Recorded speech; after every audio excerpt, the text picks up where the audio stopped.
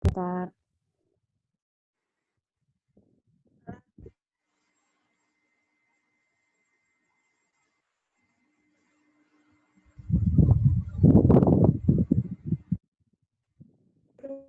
Baik, Assalamualaikum warahmatullahi wabarakatuh. Waalaikumsalam warahmatullahi wabarakatuh. Baiklah teman-teman, saya akan membacakan atau menyebutkan tentang adaptasi pada bayi baru lahir yang yaitu tentang ginjal. Pada saat lahir, ginjal itu masih belum matang. Waktu untuk pematangan ginjal itu yaitu 1 bulan. Selama 1 bulan dalam waktu 48 jam pertama itu volume urin hanya 30-60 mili. Ginjal berperan dalam homostasis cairan. Pematangannya itu berkembang sampai usia gestasi 36 minggu. Yang selanjutnya yaitu tentang metabolisme glukosa. Pada bayi baru lahir, glukosa darah itu akan terjadi penurunan. Dalam 1-2 jam, penurunannya dapat terjadi melalui penggunaan cadangan glukosa dan juga melalui penggunaan ASI. Mungkin itu saja dari saya, teman-teman. Assalamualaikum warahmatullahi wabarakatuh. Waalaikumsalam warahmatullahi wabarakatuh.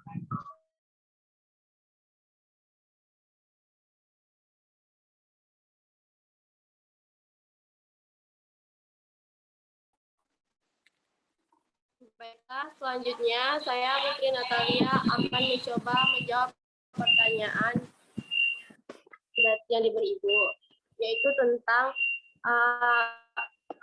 perubahan adaptasi suhu pada bayi baru lahir. Bayi baru lahir secara alami melakukan adaptasi suhu tubuh dari lingkungan intra ke extrauterin. Bayi baru lahir cepat dan mudah kehilangan panas tubuhnya. Oleh sebab itu, waktu memandikan bayi setelah lahir harus diperhatikan dengan sesama untuk mencegah hipotermia. Adapun perubahan adaptasi suhu bayi baru lahir yaitu yang pertama konduksi, yaitu merupakan kehilangan panas pada bayi melalui kontak langsung antara tubuh bayi dan permukaan yang dingin seperti kipas angin.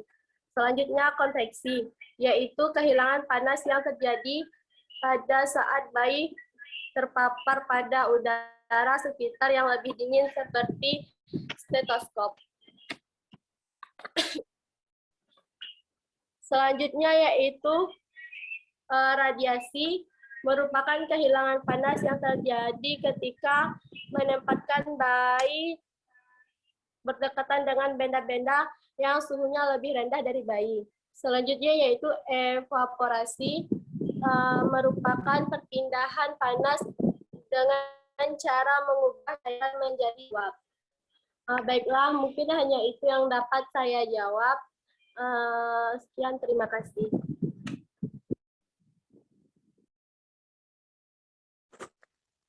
Baik, saya Devina Sulianti akan menjawab pertanyaan dari Ibu tadi, yaitu bagaimana adaptasi fisiologis gastrointestinalnya. Pada sistem gastrointestinal, yaitu pada janin, misalnya kebutuhan nutrisi dan kalori langsung didapat dari ibu melalui plasenta, gerakan usus tidak aktif, tidak memerlukan enzim pencernaan, kolonisasi bakteri di usus positif. Selanjutnya itu setelah lahir. Setelah lahir terdapat gerakan usus mulai aktif, memerlukan enzim pencernaan, kolonisasi bakteri di usus positif. Dan selanjutnya yaitu perubahan sistem gastrointestinal. Adapun perubahannya yaitu diantaranya misalnya pada refleks gumoh dan refleks batuk sudah terbentuk baik saat lahir. Selanjutnya yaitu kemampuan bayi menelan dan mencerna makanan selain susu masih terbatas.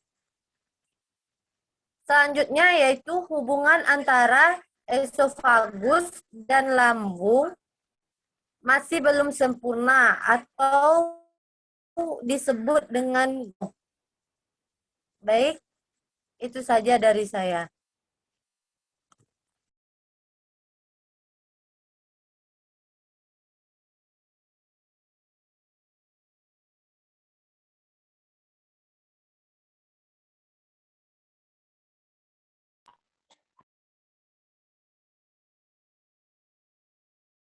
Baiklah, saya Eno Winanda akan menjawab pertanyaan dari Ibu tadi, yaitu mengenai perubahan adaptasi fisiologi pada sistem hepar bayi.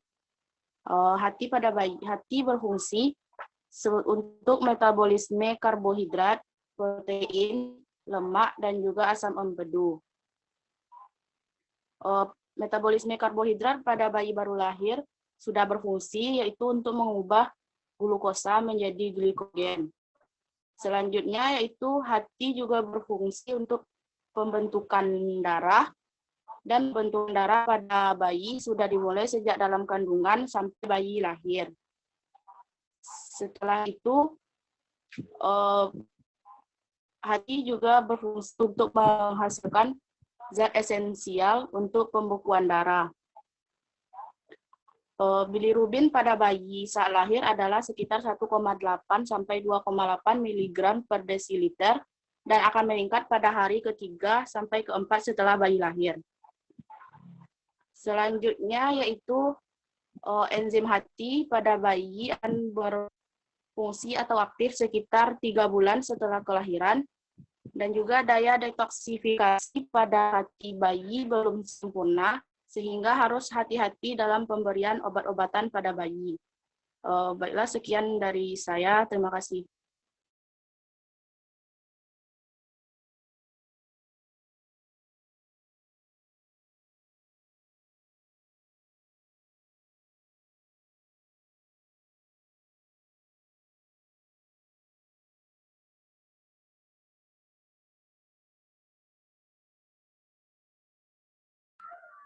Baik, saya Andini Dwi Rahma akan mencoba menjelaskan tentang perubahan fisiologis pada sistem kardiovaskular pada bayi baru lahir. Setelah bayi lahir, darah bayi baru lahir harus melewati paru-paru untuk mendapatkan oksigen guna untuk dialirkan ke seluruh tubuh dan menghantarkan oksigen ke seluruh jaringan tubuh bayi. Agar terbentuknya sirkulasi yang baik di dalam tubuh bayi, terjadi dua perubahan besar. Yang pertama yaitu penutupan foramen oval, yang kedua yaitu penutupan ductus arteriosus. Pada saat tali pusat bayi dipotong, resistensi pembuluh darah sistemik meningkat dan tekanan darah pada atrium kanan bayi akan menurun. Aliran darah menuju atrium kanan berkurang sehingga menyebabkan penurunan volume dan tekanan pada atrium tersebut. Pernafasan pertama menurunkan resistensi pembuluh darah paru dan meningkatkan tekanan pada atrium kanan. Oksigen pernafasan pertama ini akan menimbulkan relaksasi sistem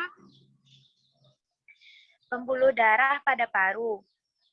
Peningkatan sirkulasi ke paru ini mengakibatkan peningkatan pembuluh darah dan tekanan pada atrium kanan.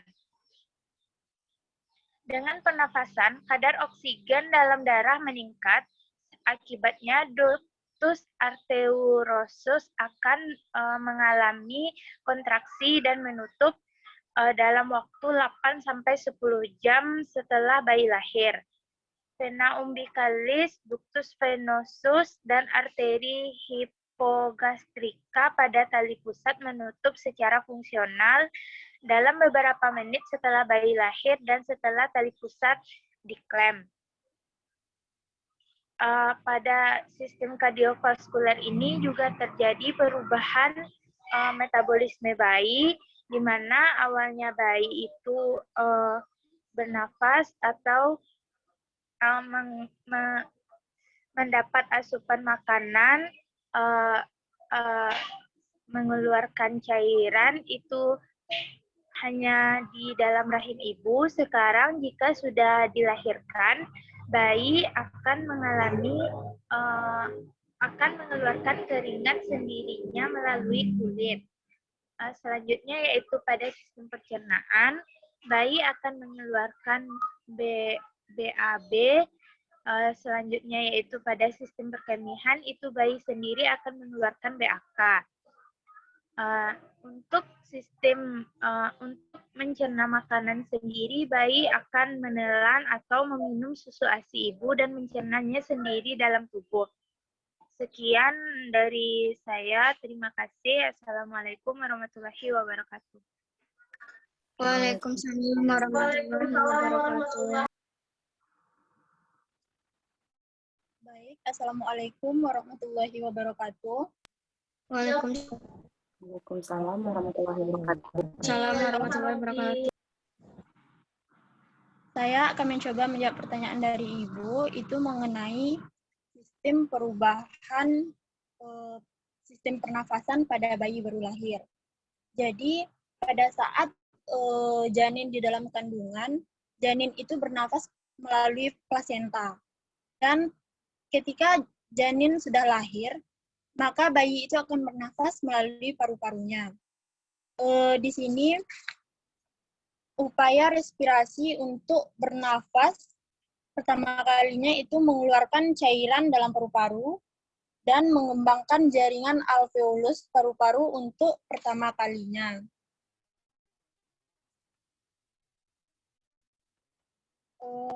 Mungkin hanya itu jawaban dari saya. Assalamualaikum warahmatullahi wabarakatuh. Waalaikumsalam. Waalaikumsalam warahmatullahi wabarakatuh. Baik, Assalamualaikum warahmatullahi wabarakatuh. Waalaikumsalam warahmatullahi wabarakatuh. Baik, di sini saya akan menjawab pertanyaan dari Ibu tadi, yaitu adaptasi sistem imunologi. Yang pertama itu dari janin. Di janin itu kan terdapat sel darah putih. Ada fagosit, granulosit, monosit. Nah, itu mulai berkembang sejak usia gestasi 4 bulan. Setelah lahir, imunisasi neonatus cukup bulan lebih rendah dari orang dewasa. Selanjutnya, usia 3-12 bulan, keadaan imunodefisiensi itu sementara. Selanjutnya, bayi mudah terkena infeksi. Neonatus kurang bulan. Kulit masih rapuh, membran mukosa mudah lebih rendah, dan resikonya infeksi lebih besar. Mungkin itu saja jawaban dari saya. Lebih dan kurang saya mohon maaf. Wabillahi taufiq wal hidayah. Wassalamualaikum warahmatullahi wabarakatuh. Waalaikumsalam.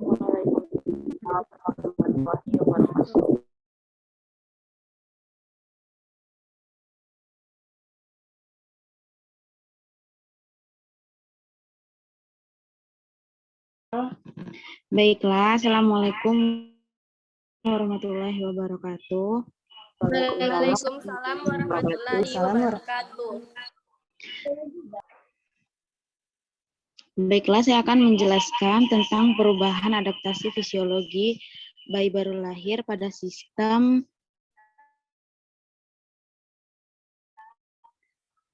neurologi atau sistem otak dan saraf.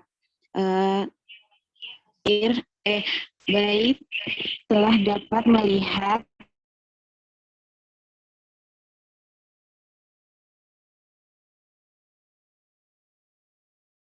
dan mendengar sejak lahir sehingga dapat menstimulasi dan ukuran sel saraf tidak bertambah. Pembentukan sinaps secara progresif dari sejak lahir sampai usia 2 tahun. Selanjutnya, perkembangan serabut mielin sejak janin lahir sampai dewasa. Selanjutnya, mielin merupakan lapisan fosfolipid yang membungkus akson secara konsentrik. Hanya itu yang dapat saya jelaskan. Wassalamualaikum warahmatullahi wabarakatuh. Waalaikumsalam. Assalamualaikum warahmatullahi wabarakatuh.